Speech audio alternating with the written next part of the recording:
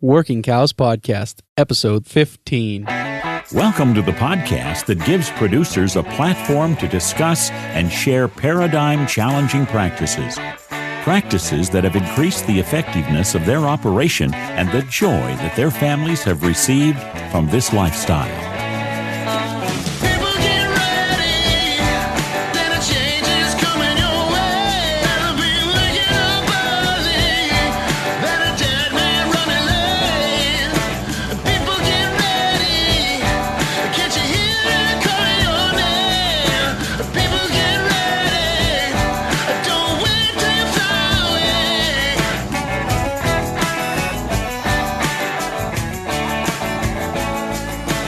This episode has been brought to you in part by Kamac Ranch Supply. Check out their website at kamacranchsupply.com. This episode is also brought to you by chriswilliamsaudio.com.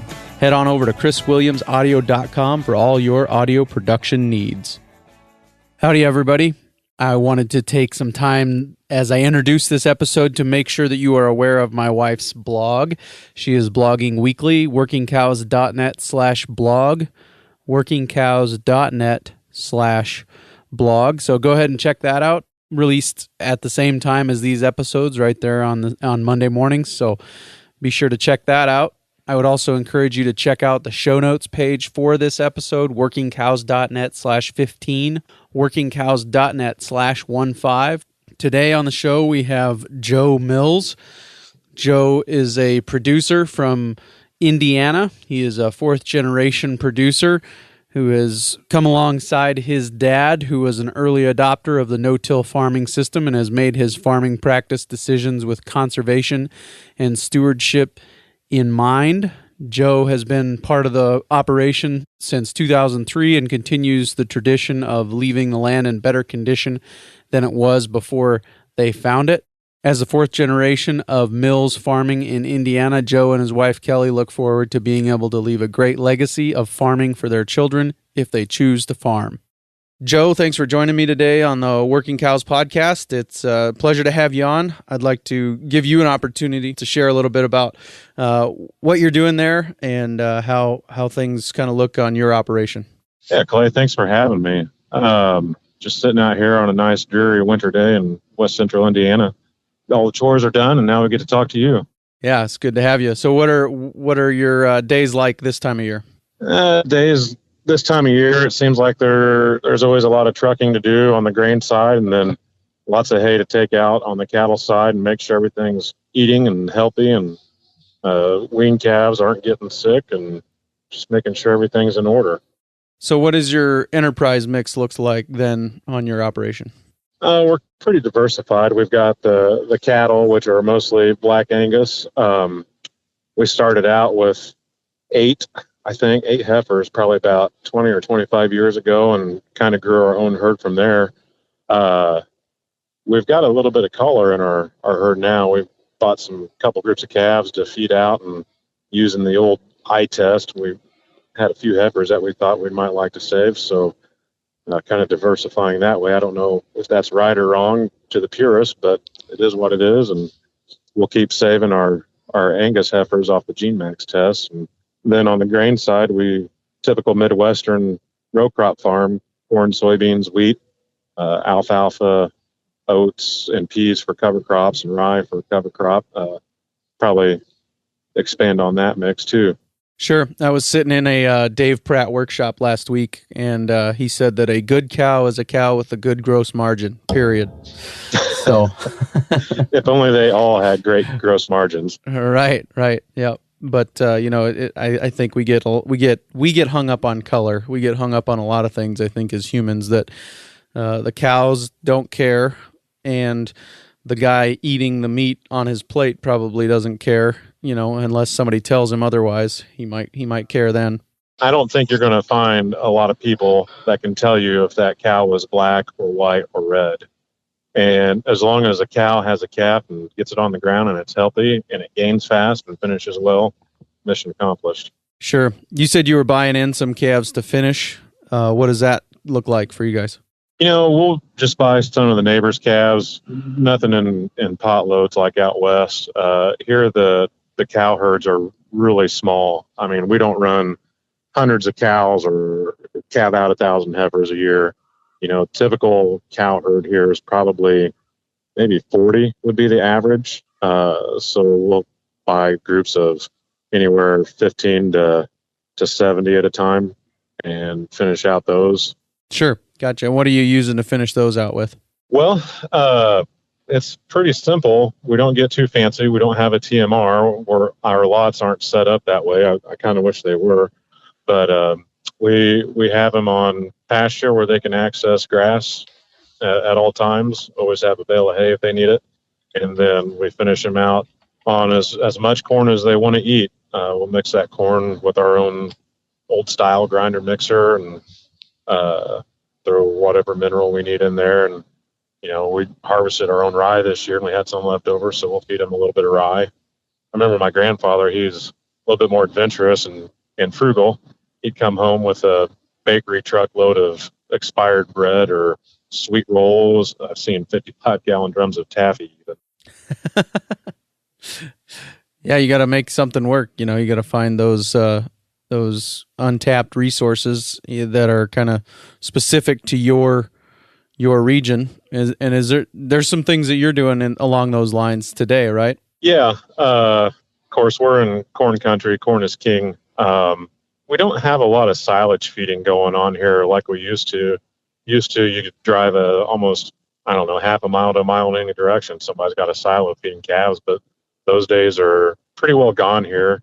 There are a couple silos still in Houston County, but when we switched our corn acres over to the non-GMO corn back in 2013, we decided to market our beef as non-GMO fed beef. We've got a pretty densely populated area out here, fairly. We've got a small college here in town, and that kind of caters to that crowd. We've got Indianapolis, that's about 40 miles east of here, and we ship fat calves, just a few of them every week, to a local processor. They've got 3 retail locations around Indianapolis, and that's kind of how our beef gets out and about. We've got a little store in town. It's kind of like a co-op or 12-month farmers market with 3 other vendors. We supply our little town with beef that way too. Cool. Would you mind diving in a little bit onto the providing beef year-round to a local store? Is there some considerations there as far as the size of the calf that you're taking to slaughter, or how is that working? It's kind of interesting. We deal with a couple of the local processors, like I was talking about, and then that store. It really kind of depends on who you're selling to. We've got one processor that really likes them finished at 1,200 pounds, and then another processor that, I hauled in 1,500-pound calves this week, and they were loving it. So it depends on what their customers are, and then what they need to fill that niche. As far as the little store in town that we're a part of, it's a great way to get rid of heifers.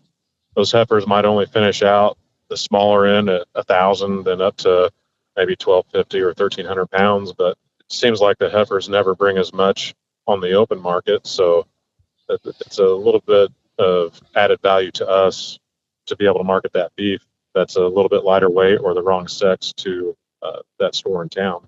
Sure. And then are you grinding all that meat, or is it some of it going into steaks, or how's that marketed?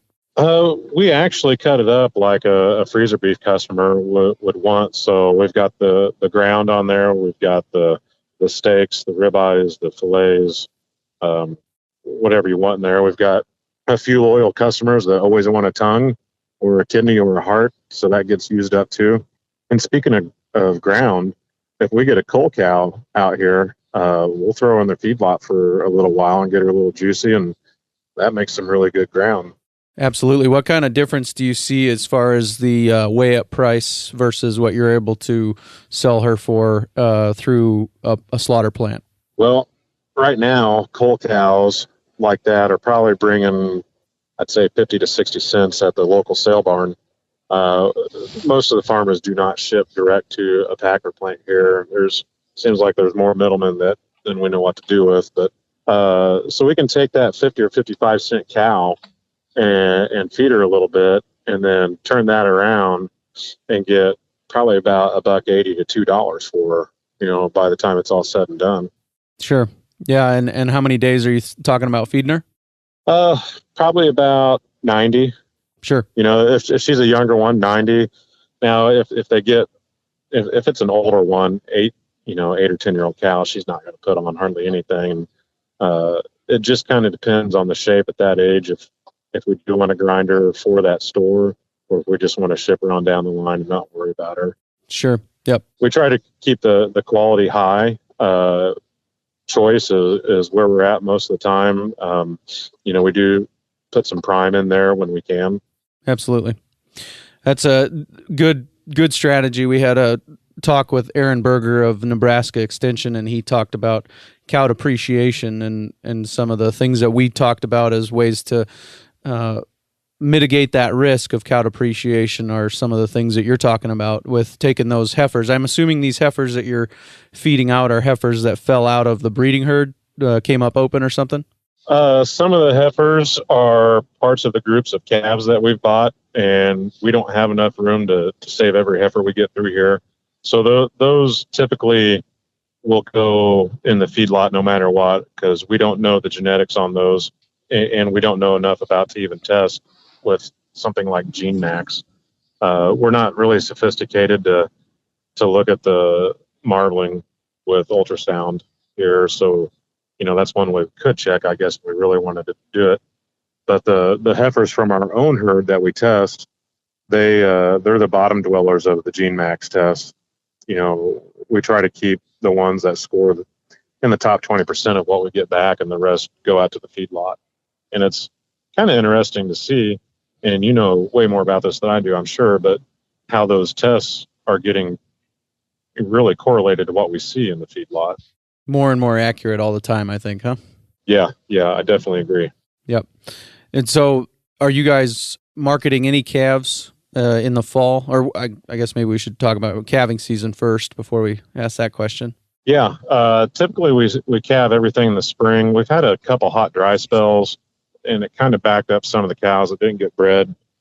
And we just preg checked the whole herd and kind of gave us a good opportunity to start a fall calving herd too. So we'll have our first fall calves in 2018. That way we've got the two calving groups. We can spread out our cash flow, and then it also helps with marketing those calves when they get slaughter weight. We can have a little bit more of a steady stream throughout the year. Sure. Are you guys basically feeding everything out then? Pretty much. You're not taking anything as a calf to the sale barn? No. Right. Everything gets fed out. Sure. We are talking with Joe Mills today, also known as the Hippie Farmer on Twitter. If you want to follow him, his a link to his Twitter page and the website will be on the show notes page. So if you want to follow Joe, go over to the show notes page at workingcows.net, and we will link you to his Twitter profile and his website. We're going to take a quick break and thank our sponsors, and then we'll be right back for more with Joe Mills. This episode has been brought to you by Chris Williams Audio. Check out his website at chriswilliamsaudio.com. For the last 11 years or so, I've been talking for a living. I've gained some skills in talking. I can form a sentence, I can think on my feet, I can respond to questions, I can come up with new questions. All that time developing my speaking craft has not left me a lot of time to figure out how to make audio sound great. If you're a musician, podcaster, or filmmaker, making your product sound great is crucial. So you stick to what you know, and let Chris Williams stick to what he knows, making your product sound great. Head on over to chriswilliamsaudio.com for all your podcasting, music production, and film audio needs. We're back with Joe Mills, and we're talking to him today. And on his Twitter profile I mentioned earlier, at the Hippie Farmer, the pinned tweet at the top says, "We only get one life to farm. I'm not going to spend it doing what everyone else does. I hope all my neighbors think I'm crazy." Can you talk about that a little bit? Sure. As in my short farming career, I realized that we're doing corn and we're doing beans, and we're doing corn and we're doing beans. And then we got to the wheat and added that in, and wheat's not very common out here. And then we started doing the cover crops and the no-till. And we've got some pretty large growers around us, and they are, the ground pounders, so to speak. And that system works for them, and that's fine with it. But we're just a little different. When you drive by down the highway, you're going to see some green fields in the wintertime and our drill running in the fall after the combine. And I'm sure more people than I know wondering just what the hell we're doing out here. And I've even got some old-time neighbors who've been around farming all their life just stopping and saying, what are you growing out there? We can't figure it out. And really, it's just oats or the winter peas, and because it's a mix, and maybe nobody's really seen the winter peas around here, they're kind of stumped. So it gets good conversations going, but it's definitely made some people scratch their heads out here, and it's kind of fun. I don't go to the coffee shops. I don't have time for it. That's a sore subject with me, but if people think I'm off my rocker a little bit, so be it. Talking about people is what they want to do. That's great. So what are some of your motivations for the winter peas and the alfalfa and rye and oats? Is that kind of your cover crop that you're talking about? Alfalfa we use for hay, and we get that established with a cover crop of oats. Makes really, really great hay, and we'll wrap that, and it turns into really good baleage. The oat and winter pea mix, so it's interesting that you brought that up, because that kind of dives off into a whole nother direction of where our farm is going. Those are ahead of what's going to be our first organic corn crop of 2018. So we want a little cover out there to try and suppress some weed growth. And then the oats will kill. They're almost dead now. The peas will keep out there and pump a little bit of nitrogen in the ground ahead of that corn crop. The rye, we'll plant soybeans into standing rye, and it's been really great for weed suppression, water holding capacity. What are your goals with the cover crops? What are you trying to do? You mentioned putting nitrogen back into the ground. Is it also keeping a living root in the ground? Is that?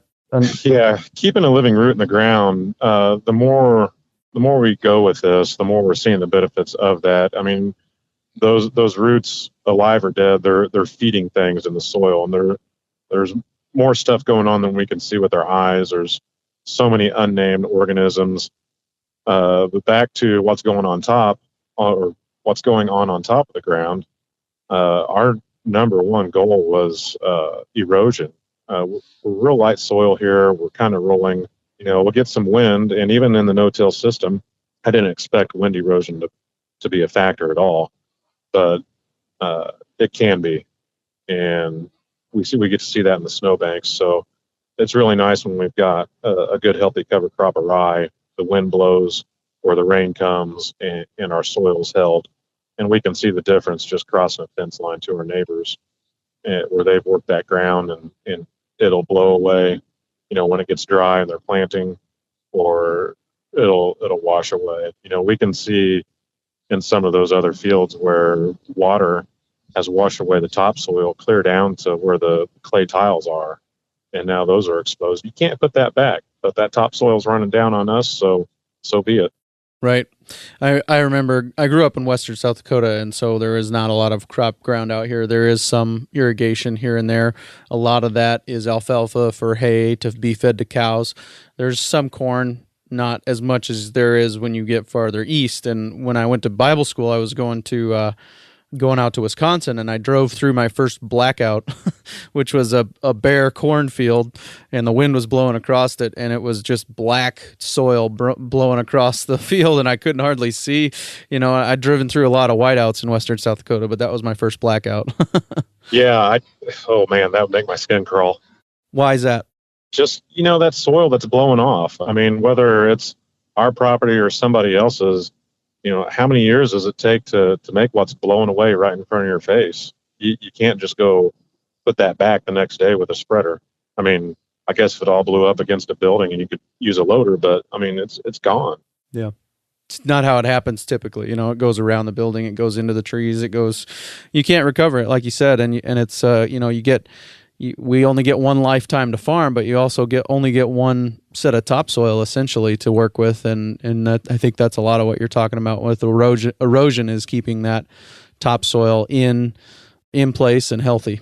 Yeah, my grandmother is from southern Oklahoma, and she lived through the Depression and the Dust Bowl out there, and hearing the stories that those people went through back at that time, it's something I never ever want to experience. NRCS has some really good conservation programs out here, and okay, you put a buffer strip in, that's great. You put some evergreens in, that's great. It's kind of got me thinking, we work so hard at tearing out tree lines because they're yield robbers. And I think, that's definitely a key to economic efficiency, but, maybe go back in and plant some of those buffer strips or evergreens. Those aren't going to take away near their yield as the big hardwoods do. And that's something we've got to keep in mind. I mean, every inch of every acre isn't everything. That little bit that we try to use to conserve with is probably going to pay us back many times over the years just for a little bit of sacrifice. Sure. Yep. And it's an ecosystem, right? We're managing an ecosystem. We're not just trying to flatten out as much ground as possible to put in as many acres of corn or beans as we can. Yeah, that's exactly right. It's a cycle, and everything is here. Nature's got its own way it wants to work, and really we've gone in here as a group of farmers, especially over the last 150 years as machinery has evolved and just tore that cycle down. And one thing in the organic system that we've seen, and this will get me in all kinds of arguments about whether organic's good or not, but it's true. We have seen the benefit to working with nature start to come back. And our agronomist, who sees all kinds of different farming systems, he said, he just can't believe how fast the soil has turned around in a couple of these fields that have been just tilled and tilled and tilled. And then we start the organic process on there. And, it's kind of like a resurrection, so to speak. I'm not going to say that same thing is going to happen in Iowa where it's deep and black and that soil is pretty good to start with, but you're going to put at least some help back into it and get a little ecosystem under the ground going again. Sure. You got a lot of,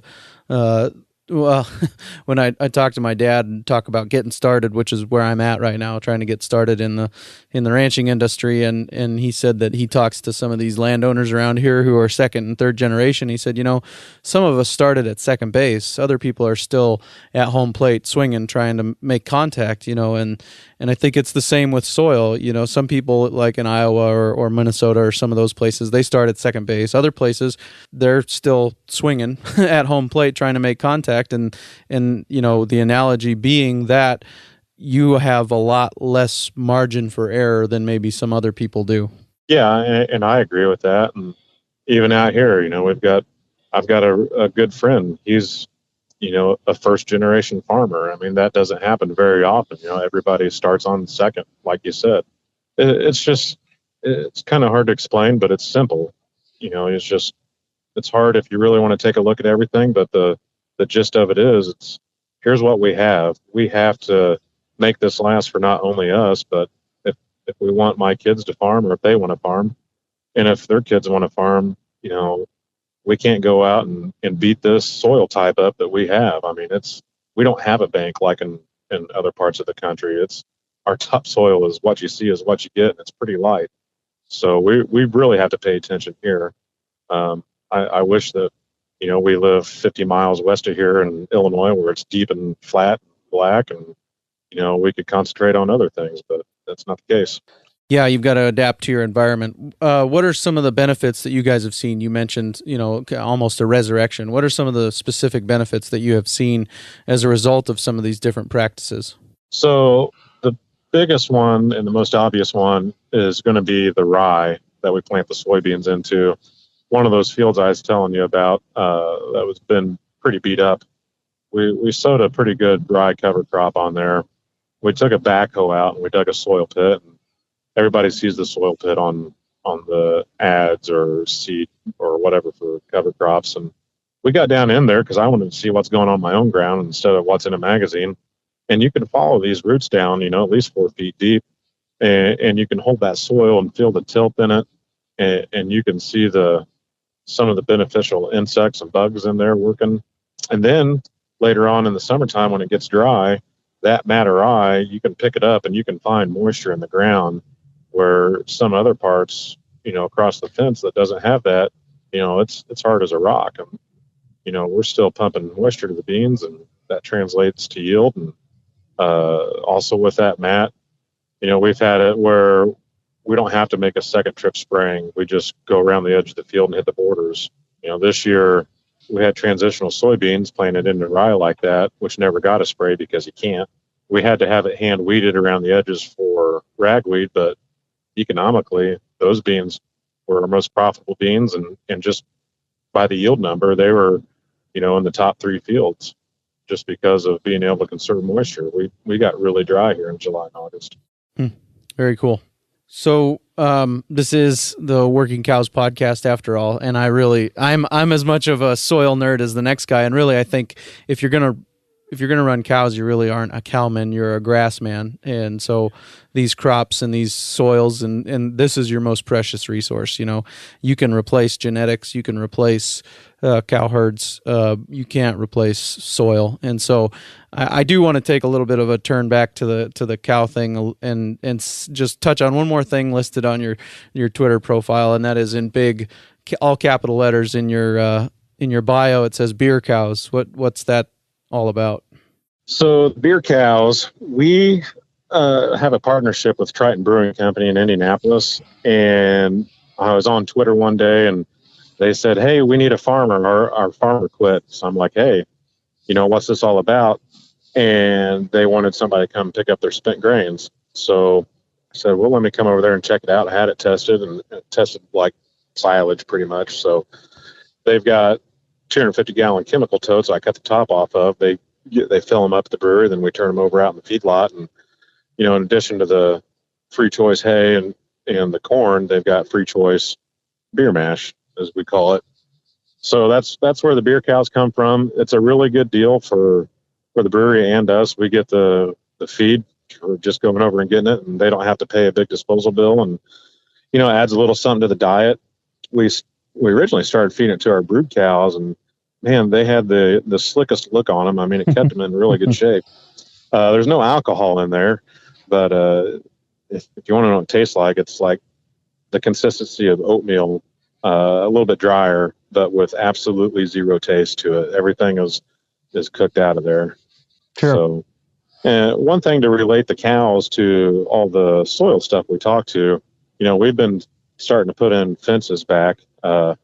Everybody here has started ripping out fences. When corn got really high a few years ago, the fences we're replacing are just because nobody took care of them before.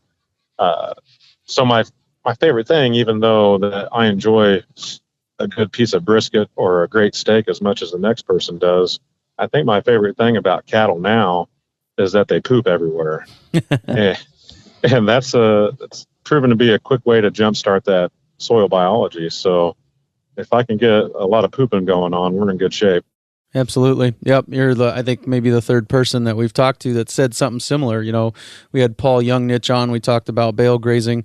We had Derek Schwanebeck on from Nebraska, and he talked about how cows and kind of concentrating cows in an area can really kickstart that microbiome growing in the soil and really do some really good things for you as far as long-term sustainability and some of those things. So that's a very important point, and I appreciate you making it. It's kind of what we're all about here is putting our cows to work for us. That's where the name of the podcast came from, is Working Cows. We want them to work for us and do more than just require being fed.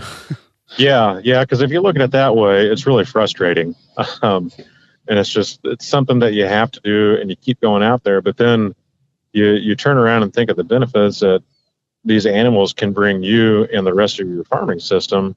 You scratch your head and, okay, there's a lot more profitability coming down the road in other forms from what they're doing now.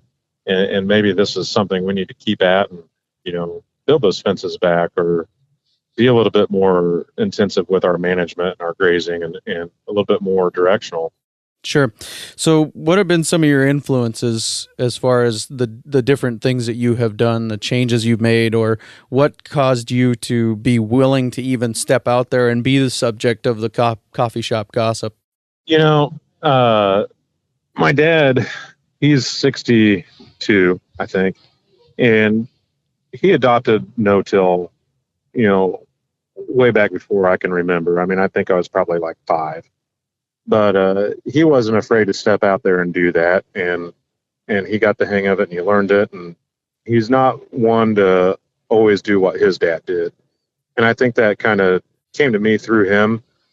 He's been really good about letting me try new things along the way. We farm together, so now we have to run our own ideas by each other, and sometimes one of us will shoot the other one down, but that's the way it goes. And unfortunately, he's right most of the time, probably his years of experience, but that's one of the influences. We've always had cattle around here.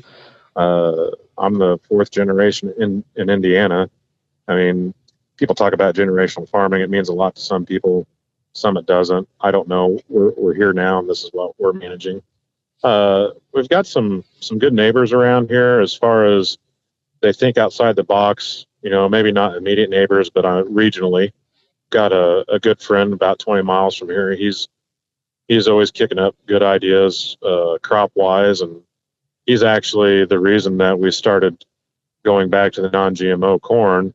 He said, why don't you feed this to your cattle and market it that way? And I'm like, Scott, that's a really great idea. So, you've got these people in your life here and there, and some of them drop a pretty good bomb on you, even though we don't know it at the time, and it translates to something really good for you. Very cool. Any resources or things that you are using to continue your growth other than neighbors that you've already mentioned that you'd like to share? I think the biggest thing that I can say is, build your network. It might not be 5 miles down the road. I drive over to Champaign, Illinois once a month, or once every 2 months, it seems, at least. There's a group of farmers from mostly Illinois, a couple of us in Indiana, and we're all on varying ends of the organic spectrum as far as getting started or really experienced. So you find a network like that, get into it, learn from other people, listen to what they have to say. You can sort out what's going to work for you or what's not. You can sort out who to listen to and who not to listen to. Just really, other people are your greatest resource, and learn what mistakes they've made. It's a lot easier to ask somebody 30 years older than you, hey, what's your biggest mistake? If you would tell me about it. And lots of times, if they know that you're going to listen, you want to learn from it, they'll tell you. And then it's just a lot easier to try not to make that mistake after you hear from somebody instead of doing it on your own and it really hurt. Sure. How could people keep up with you if they wanted to see what you're up to? Well, like you said earlier, you can follow me on Twitter at The Hippie Farmer, and you can check out our website, millslivestocllc.com. Probably needs an update, but you can kind of get a gist of what we're doing on there. Sounds good, Joe. I thank you for your time today. It's been an enjoyable experience, and we will link to all of those things in the show notes page at workingcows.net. Yeah, thanks a lot. It was good talking with you. This episode has been brought to you by Kamak Ranch Supply. Check out their website at kamakranchsupply.com. Here's the deal about Kamak Ranch Supply. When you call and ask them about a product, there's no blank pause on the other end of the line because they don't understand the product that you just asked them about. If they are selling it, they understand it because they are producers, and Gary Kamak himself, the owner of Kamak Ranch Supply, is a producer. So if you want answers about the products you're calling to ask about from producers, call Kamak Ranch Supply or check out their website at kamakranchsupply.com. Well, I really enjoyed that discussion with Joe. Just so many good things there about soil health and how we can use animals to positively impact all different kinds of land, not just grasslands, but croplands, row crops, and all those different things, as well as some of the interesting things they're doing in the way of local marketing. So I encourage you to check out their website, millslivestocllc.com. I would also encourage you to check out the show notes page for this episode, workingcows.net/15, workingcows.net/15. Check that out as well. I will leave you with this from the millslivestocllc.com website. This land is not ours, but ours to take care of. And since I preached on this text 2 weeks ago, I will leave you with this verse from Genesis 2:15. The Lord God took man and put him in the Garden of Eden to work it and take care of it. This work that we're doing was God's idea. It was His design, and we are partnering with Him in the renewal of all things. So take heart, producers, and I will see you next week. Tune in then for a great episode with the chairman of the board of the South Dakota Grassland Coalition's Jim Falstick. We invite you to visit workingcows.net to subscribe to the show via iTunes or Stitcher. You'll also find detailed show notes pages, resources from our guests, and the industry leaders who have influenced them. For more ideas on putting your cows to work for you in a more profitable way, tune in next week.